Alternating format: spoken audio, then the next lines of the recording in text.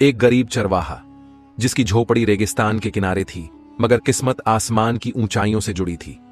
एक पुराना तावीज जो सदियों से एक रहस्य छुपाए बैठा था, और एक साया जो हर रात उसे देखने आता था। यह कहानी सिर्फ दौलत की नहीं, बल्कि इम्तिहानों, रूहानियत और अल्लाह की अजमत की है। मगर याद रखो, इस तावीज को छूने वाला या तो मिट जाता है या अमानतदार बनता है।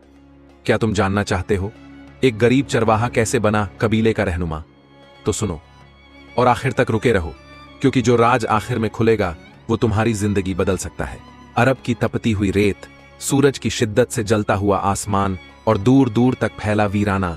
ऐसा लगता था कि जमीन और आसमान के दरमियान बस रेत ही रेत है। ना कोई दरख्त, ना कोई पानी का चश्मा, ना कोई शहर की रौनक। इसी सन्नाटे भरे रेगिस्तान में एक छोटा सा कबीला बसा था, बनु सलीम। ये कबीला अपनी सादगी, ईमानदारी और बुजुर्गों की हिकमत से भरपूर था। लोग आपस में मोहब्बत से पेश आते, तकसीम किए हुए पानी से जिंदगी का सफर काटते और अल्लाह की रजा में ही सुकून तलाशते थे। मगर इसी कबीले के एक कोने में, जहां ना कोई शानो शौकत थी, ना ही दौलत का जाहिरी जलवा, एक गरीब चरवाहा रहता था, यूसुफ बिन साद आ। यूसुफ का नाम शायद ही किसी महफिल में लिया जाता। वो न बहुत बोलता था, न किसी से झगड़ता, बस अपने काम से काम रखता। मगर अगर कोई उसकी आंखों में झांकता तो उसे वहां एक समंदर मिलता, गमों से भरा हुआ, मगर उम्मीद की लहरों से भी रोशन। उसके पास कुछ बकरियां थीं, एक बूढ़ा ऊंट और एक झोंपड़ी जो उसने खुद अपने हाथों से बनाई थी। झोंपड़ी के अंदर एक कोना था, जहां एक पुराना मुसाहफ, कुरान करीम, एक मिट्टी का प्याला और उसकी अम्मी की यादों से भरी चादर रखी थी। उसका बचपन मुफलिसी की आग में गुजरा। उसके वालिद साद बिन हारिस एक नेकदिल इंसान थे, मगर एक बीमारी ने उन्हें यूसुफ के बचपन में ही इस दुनिया से जुदा कर दिया। अम्मी सलीमा ने बहुत मेहनत से यूसुफ की परवरिश की। कभी बकरियां चराईं, कभी कबीले की औरतों के लिए कपड़े सिए, कभी लोगों के घरों में खाना पकाया। मगर हर रात जब यूसुफ सोता तो वो उसके सिर पर हाथ फेरती और दुआ करती, या रब, मेरा बेटा तन्हा है, मगर तू उसे कभी अकेला मत छोड़ना, इसकी राह में तेरी रहमतें हों। अम्मी की दुआओं ने यूसुफ को नर्मदिल, खुददार और मुतवक्किल इंसान बनाया। यूसुफ 8 साल का था जब एक दिन उसकी अम्मी बहुत बीमार हो गई। कई दिनों तक वो बुखार में तपती रहीं। उस वक्त यूसुफ ने पहली बार अकेले बकरियां चराकर लाने की जिम्मेदारी उठाई। जब वो बकरियां चराकर लौटा तो अम्मी की सांसें बहुत कमजोर हो चुकी थीं। उन्होंने उसका हाथ थाम कर कहा, यूसुफ बेटा, अल्लाह पर भरोसा रखना। ये दुनिया फानी है, मगर उसका करम हमेशा बाकी रहेगा। मेरी कब्र पर हर जुमेरात एक फातिहा पढ़ लिया करना। और फिर उन्होंने आखिरी सांस ली। यूसुफ का दिल जैसे थम सा गया। वो चीखा नहीं, बस चुपचाप बैठा रहा। आंसू उसकी आंखों से बहते रहे, मगर उसने एक लफ्ज भी शिकायत का नहीं कहा। उस दिन से उसका अल्लाह पर यकीन और भी मजबूत हो गया। यूसुफ अब जवान हो चुका था, 22 बरस का, मगर अब भी वही झोंपड़ी, वही बकरियां, वही ऊंट और वही सादगी। लोग उसे पागल समझते थे कि इतना होनहार लड़का बस बकरियां चराकर जिंदगी बसर कर रहा है। मगर यूसुफ हर दिन फज्र की नमाज के बाद रेत पर बैठकर कुरान की तिलावत करता और फिर काम पर निकल जाता। मगर फिर एक रात ऐसा वाकया पेश आया जिसने उसकी जिंदगी को हमेशा के लिए बदल दिया। उस रात आसमान बिल्कुल साफ था। तारे ऐसे चमक रहे थे जैसे फरिश्ते जमीन की तरफ देख रहे हों। यूसुफ ने ऊंट के पास चटाई बिछाई, अपनी अम्मी की चादर ओढ़ी और आंखें मूंद लीं। थोड़ी ही देर में उसे नींद आ गई, मगर उस नींद में एक अजीबो गरीब ख्वाब आया। उसने देखा कि वो एक अंधेरी जगह में है, चारों तरफ सन्नाटा है। अचानक एक नूर की लहर फैलती है और उस लहर से एक पाक साया निकलता है। उस साए की आवाज बहुत पुरसुकून थी, ऐ यूसुफ बिन साद, अल्लाह तुझसे राजी है। तेरे सब्र का बदला बहुत जल्द तुझे मिलेगा, मगर तुझे एक अमानत सौंपी जाएगी, एक ऐसी अमानत जिसकी हिफाजत करना तेरे लिए फर्ज होगा, और उस अमानत को उस तक पहुंचाना होगा जो उसका हकदार है। यूसुफ ने डरते हुए पूछा, मगर मैं कैसे जानूंगा कि वो अमानत क्या है? साया मुस्कुराया और बोला, जब वक्त आएगा तुझे खुद मालूम हो जाएगा, तब तक सब्र कर और अपनी राह पर कायम रह। यूसुफ की आंख खुली। उसका दिल जोर जोर से धड़क रहा था। उसने फौरन वुजू किया और तहज्जुद की नमाज अदा की। सजदे में गिरकर रोने लगा, या रब, मैं तेरी राह का मुसाफिर हूं, जो तू चाहे वही कर। मैं तन्हा हूं, मगर तू मेरा सहारा है। सुबह होते ही वो अपने ऊंट पर सवार होकर कबीले के बुजुर्ग शेख मुंजिर के पास गया। शेख मुंजिर बहुत समझदार, दीनदार और रूहानी इंसान थे।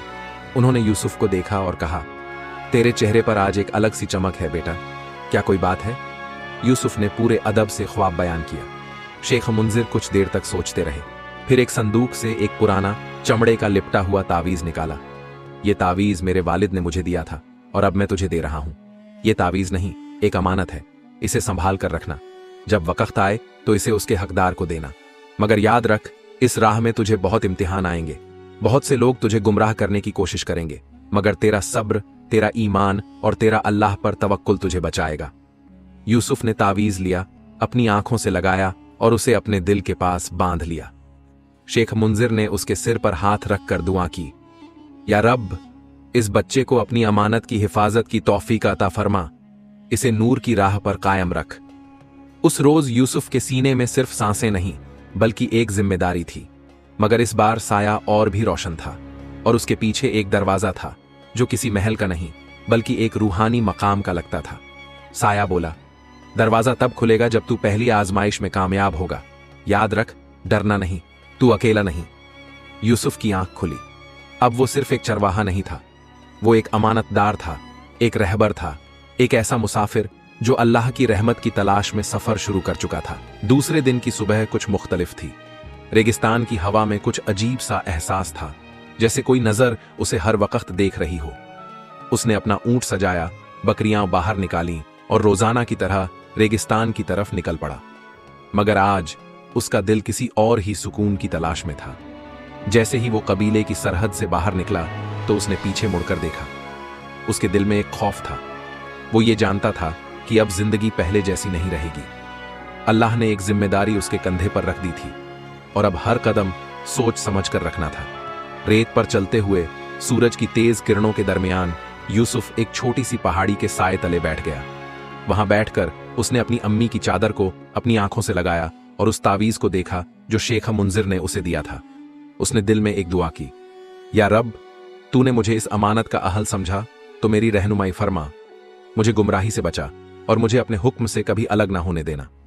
अब भी वो सोच ही रहा था कि दूर से किसी की चीख सुनाई दी। वो फौरन उठा और ऊंट की तरफ भागा। ऊंट पर सवार होकर वो आवाज की तरफ गया। कुछ ही दूरी पर रेत में ढंसी हुई एक छोटी सी गाड़ी, अरब में आम तौर पर इस्तेमाल होने वाली लकड़ी की गाड़ी, पलटी हुई थी। उसके पास एक औरत बैठी थी। उसका चेहरा नकाब में था, मगर उसकी हालत बहुत खराब लग रही थी। उसके साथ एक बच्चा भी था जो बेहोश था। यूसुफ ने फौरन ऊंट से उतरकर उनकी मदद की। उसने औरत से पूछा, क्या हुआ बहन, आप यहां इस वीराने में कैसे? औरत की सांसें तेज थीं, मगर उसकी आवाज में हिम्मत बाकी थी। हम शाम के एक कबीले से ताल्लुक रखते हैं। लुटेरों ने हमारे काफिले पर हमला किया, सब बिछड़ गए। मैं और मेरा बेटा किसी तरह भाग निकले, मगर ये गाड़ी रेत में फंस गई और मेरा बेटा बेहोश हो गया। यूसुफ ने फौरन अपनी मशक से पानी निकाला और बच्चे के मुंह पर छिड़का। थोड़ी ही देर में बच्चे ने आंखें खोली। औरत की आंखों से आंसू बह निकले। उसने अल्लाह का शुक्र अदा किया। यूसुफ ने उन दोनों को अपने ऊंट पर बिठाया और कहा, आप मेरी झोपड़ी तक चलिए, वहां आराम मिलेगा, फिर हम कोई रास्ता निकालेंगे आपके कबीले तक पहुंचने का। औरत ने कुछ कहना चाहा, मगर यूसुफ ने इशारे से रोक दिया। मेरे लिए आप मेहमान हैं और अरब की सरजमीन में मेहमान की इज्जत फर्ज होती है। वो तीनों झोपड़ी की तरफ रवाना हुए। अभी वो झोपड़ी से कुछ मील दूर थे कि पीछे से धूल का एक गुब्बार उठा। यूसुफ ने पलट कर देखा, 4 घुड़सवार तेजी से उनकी तरफ बढ़ रहे थे। औरत का चेहरा जर्द हो गया। ये वही लुटेरे हैं, उन्होंने हमें देख लिया है।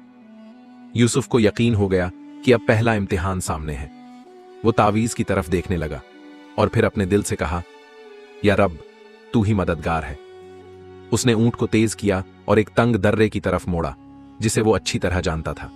वो जानता था कि ऊंट वहां से निकल सकता है, मगर घोड़े नहीं। अल्लाह के करम से ऊंट दर्रे से निकल गया। लुटेरे वहीं रुक गए। एक तीर यूसुफ की बाजू को छूता हुआ निकल गया, मगर उसने दर्द को नजरअंदाज किया। औरत और बच्चा खौफजदा थे, मगर यूसुफ की आंखों में सिर्फ यकीन था, अल्लाह पर, अपने फर्ज पर। झोंपड़ी तक पहुंचने के बाद यूसुफ ने उनका इलाज किया और औरत को तसल्ली दी।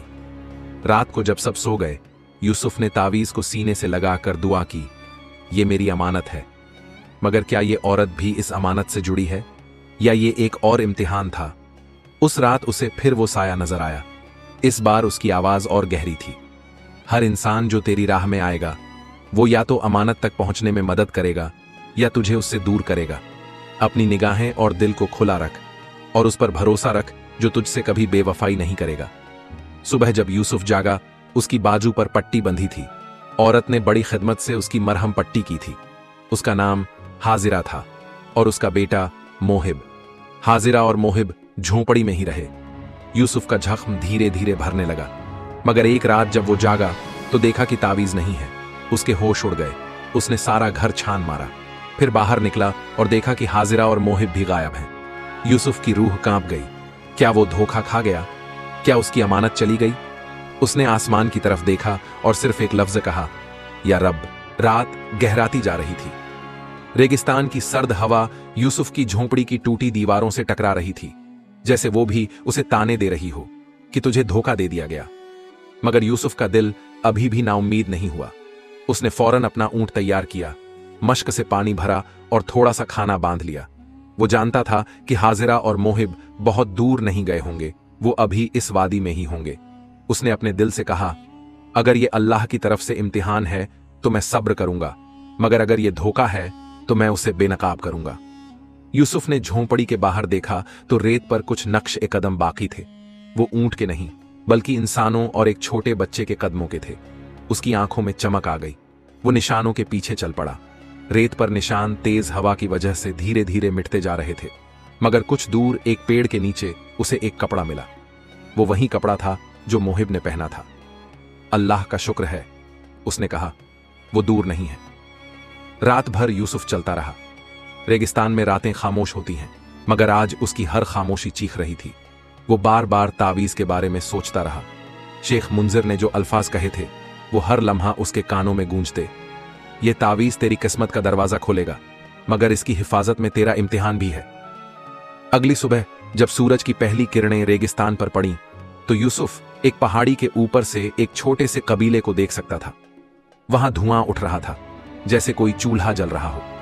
उसने दूरबीन निकाली, एक मामूली सी कांच की दूरबीन जो उसके वालिद ने छोड़ी थी, और देखा हाजिरा और मोहिब वहीं थे, मगर उनके साथ कुछ और लोग भी थे। मर्दों के चेहरे ढंके हुए थे। वो लुटेरों जैसे लगते थे। यूसुफ का दिल दहल गया। यूसुफ ने रात होने का इंतजार किया।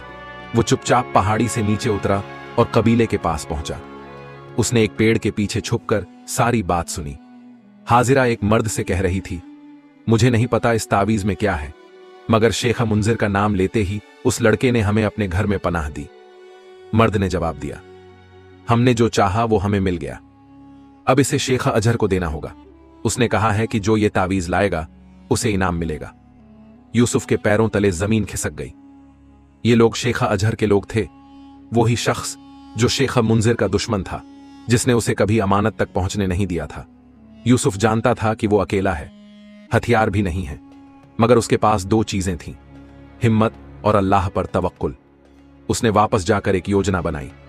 अगली रात जब कबीले के सब लोग सो गए, यूसुफ चुपचाप झोंपड़ी में घुसा जहां हाजिरा और मोहिब थे। मोहिब उसे देखते ही चौंका, मगर यूसुफ ने इशारे से उसे खामोश रहने को कहा। हाजिरा जाग चुकी थी। उसकी आंखों में हैरत और शर्म का मिला जुला असर था। तुम यहां? यूसुफ ने सिर्फ एक सवाल किया, तावीज कहां है?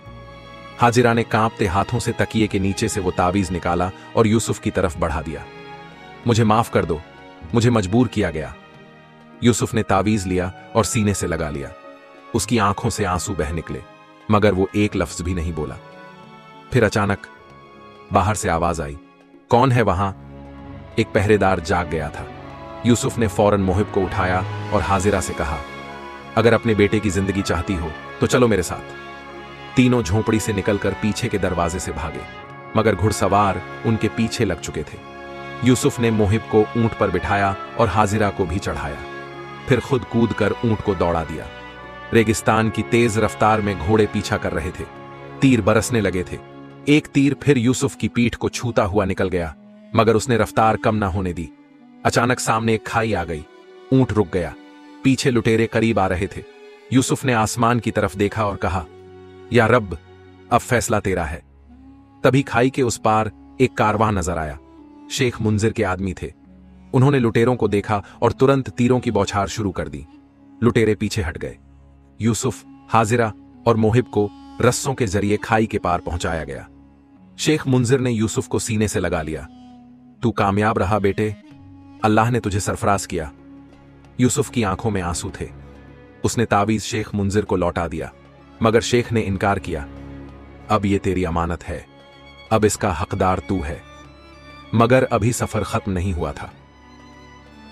यूसुफ जानता था कि शेख अजहर अभी जिंदा है और जब तक वो है, अमानत खतरे में रहेगी।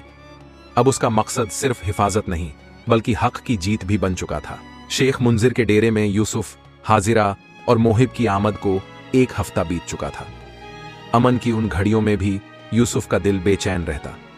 उसके झम तो भरने लगे थे, मगर एक नया जख्म हर दिन उसके दिल को चीरता। वो जख्म था जिम्मेदारी का। शेख मुंजिर ने एक रात यूसुफ को अपने पास बुलाया। तंबू के अंदर वो एक नक्शा फैलाए बैठा था, जिस पर रेगिस्तान के कई कबीले और किलों की निशानदेही की गई थी। यूसुफ, शेख ने गहरी आवाज में कहा, शेख अजहर अब चुप नहीं बैठेगा। उसे पता चल चुका है कि तावीज फिर हमारे पास है और अब वो आखिरी बार हमला करेगा। इस बार सिर्फ तावीज के लिए नहीं, बल्कि मेरे नाम को मिटाने के लिए। यूसुफ ने पूछा, तो क्या हम सिर्फ इंतजार करेंगे? शेख मुंजिर मुस्कुराया, नहीं बेटे, अब हम चलकर उसे उसकी जमीन पर शिकस्त देंगे। शेख मुंजिर के डेरे में चारों तरफ चहल पहल शुरू हो गई। हर ओर हथियारों की तरतीब, ऊंटों की सजावट, तीरंदाजों की तालीम और कबीले के नौजवानों की मशक हो रही थी। यूसुफ को इस बार सबसे आगे रखा गया। उसने इनकार किया, मगर शेख ने कहा, यह तुम्हारी जंग है यूसुफ, और यह अमानत अब तुम्हारे नाम से जानी जाएगी। हाजिरा ने उस रात यूसुफ से बात की, मैंने तुम्हें धोखा दिया, मगर तुमने फिर भी मोहिब की हिफाजत की। अब मैं और मेरा बेटा इस जंग में तुम्हारे साथ हैं। यूसुफ की आंखों में नमी थी, मगर उसने सिर्फ एक लफ्ज कहा, हक की राह में साथ देने वाला कभी दुश्मन नहीं होता। अगली सुबह 150 ऊंट सवारों का काफिला शेख अजहर के किले की तरफ रवाना हुआ। यह वो किला था जिसे रेगिस्तान का सबसे मजबूत किला कहा जाता था। ऊंची दीवारें, मजबूत बुर्ज और हर तरफ पहरेदार। रास्ते में कई छोटे कबीले यूसुफ के काफिले से आ मिले। उन्होंने भी शेख अजहर के जुल्म झेले थे। यूसुफ अब सिर्फ एक चरवाहा नहीं रहा था, वो एक लीडर बन चुका था, एक मजीद ओहदेदार जिसके पीछे लोग जान देने को तैयार थे। 3 रोज का सफर तय करके काफिला शेख अजहर के किले के सामने पहुंच गया। शेख अजहर को खबर मिल चुकी थी। उसने किले की दीवारों से ऐलान करवाया, जो तावीज लाया है, अगर वो खुद चलकर मेरे पास आ जाए तो मैं बाकियों की जान बख्श दूंगा। यूसुफ ने शेख मुंजिर की तरफ देखा। शेख ने सिर हिलाया, अब ये तेरा इम्तिहान है बेटे। यूसुफ ने हाजिरा को एक खास काम सौंपा। हाजिरा कभी शेख अजहर के कबीले में रह चुकी थी। वो जानती थी कि किले के अंदर कौन कहां रहता है और क्या क्या कमजोरियां हैं। रात को हाजिरा एक नकली बंजारा बनकर किले में दाखिल हुई। उसने पहरेदारों को मशवरा दिया कि किले की पीछे की दीवार में दरारें हैं। शेख अजहर तक ये खबर पहुंचाई गई और उसकी नजर वहीं उलझ गई। दूसरी तरफ यूसुफ और तीरंदाजों का दस्ते रात के साये में उस दरवाजे तक पहुंच गए जहां से हाजिरा ने रास्ता दिखाया था। सुबह होते ही जब सूरज की पहली किरणें दीवारों से टकराईं, यूसुफ ने नारा बुलंद किया, अल्लाहू अकबर। चारों तरफ तीरों की बौछार शुरू हो गई। दीवारों पर लगे पहरेदारों को गिरा दिया गया। दरवाजा तोड़ा गया और यूसुफ सबसे आगे था। शेख अजहर के आदमी पूरी ताकत से लड़े, मगर इस बार जंग तावीज की नहीं, हक की थी, और हक की ताकत को कोई शिकस्त नहीं दे सकता।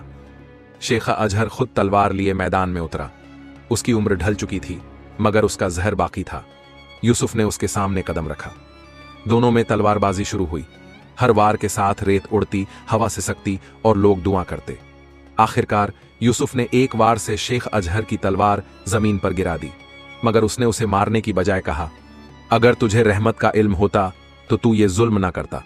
अल्लाह की राह में तौबा कर, वरना तेरा अंजाम वो होगा जो तावीज में लिखा है। शेख अजहर ने हंसते हुए कहा, मौत से पहले तौबा नहीं, मैं फिर लौटूंगा, किसी और शक्ल में, किसी और चाल में। और उसने खुद अपने सीने में खंजर घोंप लिया। शेख अजहर की मौत के बाद किला फतह हो गया। उसके आदमियों ने हथियार डाल दिए। यूसुफ ने किसी से बदला नहीं लिया। उसने सिर्फ इंसाफ किया, जुल्म करने वालों को कानून के हवाले किया और बाकी सबको माफ किया। शेख मुंजिर ने कगिले के अंदर एक छोटी सी मस्जिद बनवाई और वहीं यूसुफ को बुलाया। उन्होंने तावीज को मस्जिद की दीवार में बंद किया, एक अमानत की तरह, ताकि आने वाली नस्लें जानें कि अल्लाह की राह में चलने वालों को कोई शिकस्त नहीं होती। यूसुफ वहीं कगिले में रहा, मगर अब बतौर शेख नहीं, बल्कि एक दरवेश, एक मुहाफिज। हाजिरा और मोहिब ने भी वहां नई जिंदगी शुरू की। मोहिब अब यूसुफ को अब्बा कहता था। मगर एक रात यूसुफ मस्जिद में बैठा था कि उसे फिर वो साया दिखाई दिया। वही रहस्यमयी आवाज गूंज उठी, ये तावीज अभी मुकम्मल नहीं हुआ, इसमें एक हिस्सा बाकी है।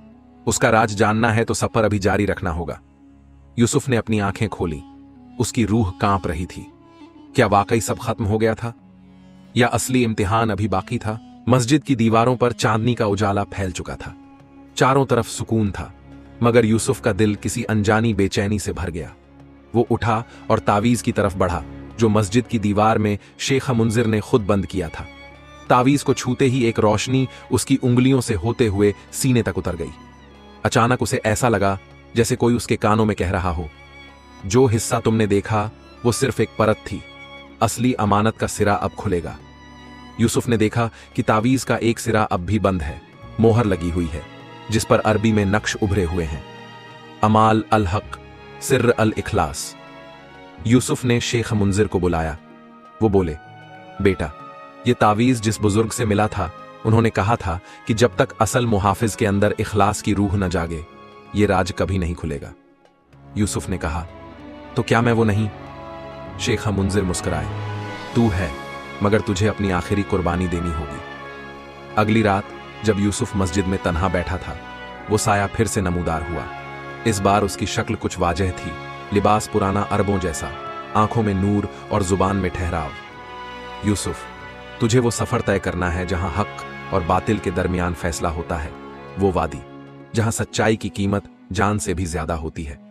यूसुफ ने पूछा, क्या मुझे मरना होगा? साया बोला, नहीं, तुझे जीकर वो देखना होगा जो किसी ने नहीं देखा। तावीज का अगला हिस्सा वादी अल हिर्र में छुपा है।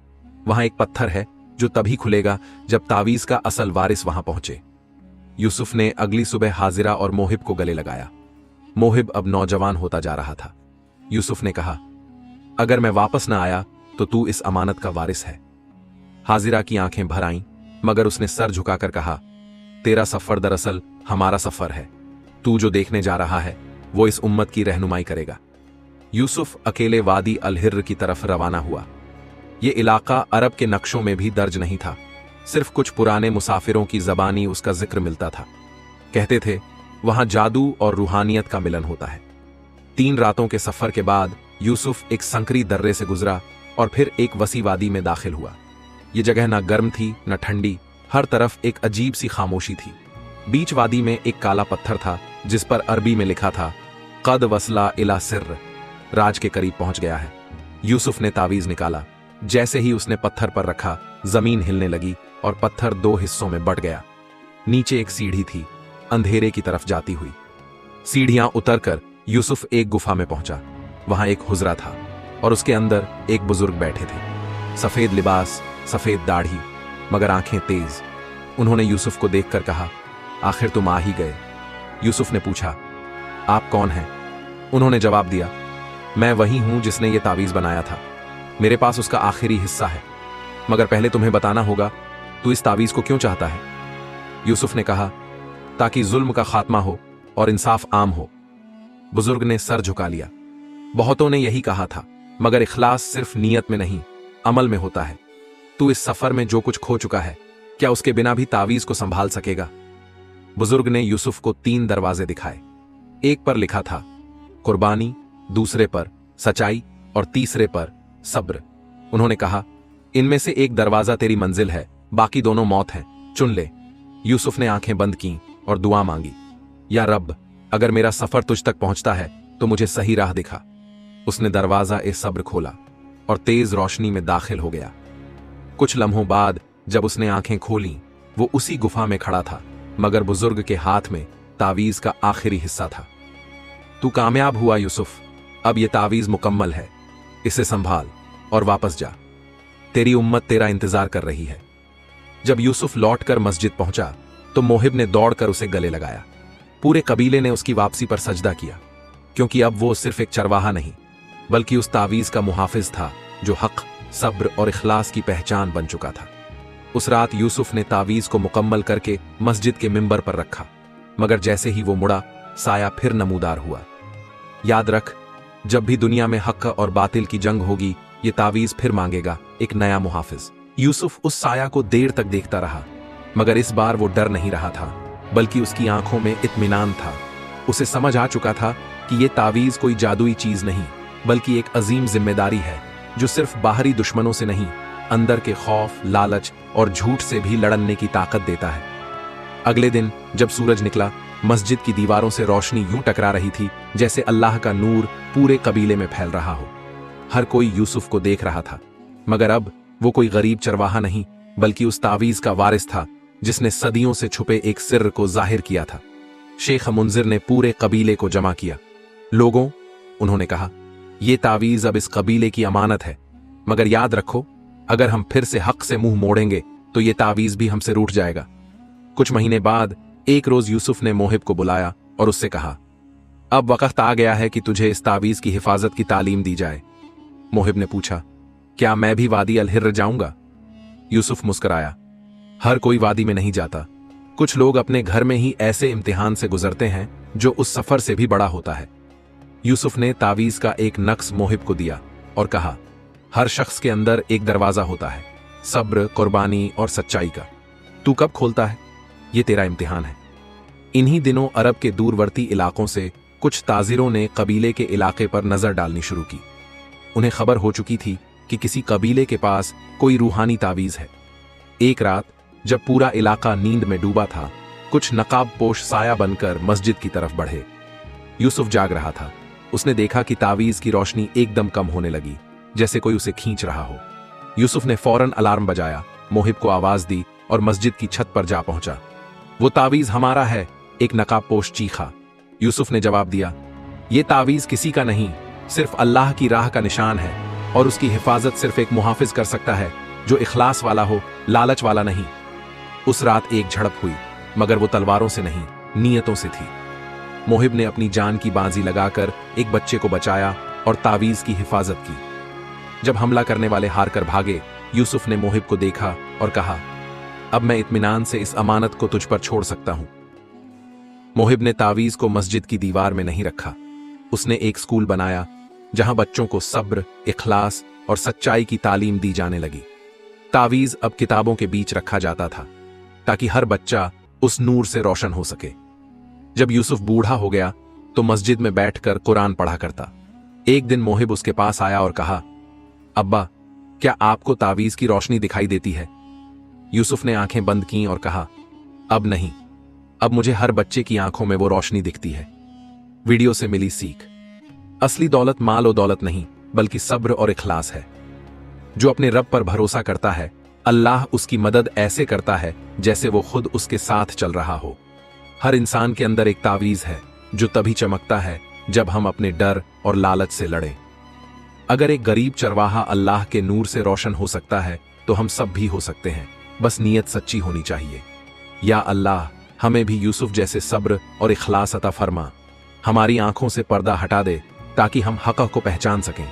हमारी जिंदगी को भी उस तावीज की तरह नूर से भर दे और हमें इस जिम्मेदारी के लायक बना कि जब कभी हक और बातिल की लड़ाई हो तो हम तेरी राह में खड़े हो सकें। आमीन। वीडियो को लाइक माइन करें ताकि हमें और हौसला मिले। अपने दोस्तों और परिवार के साथ शेयर माइन करें ताकि और लोग भी इस वाकया से सबक ले सकें। चैनल को सब्सक्राइब माइन करें और ऑन बेल आइकॉन बाय दबाएं ताकि आप हमारी नई कहानियों को मिस न करें। कमेंट में बताइए कि इस वाकया ने आपको क्या सबक दिया। लॉग और आपको स्क्रीन पर हमारी वीडियो दिख रही होगी, उससे भी देखें और कुछ अच्छा सीखें। जल्दी मिलते हैं एक और नई इब्रतनाक इस्लामिक कहानी के साथ। अल्लाह हाफिज।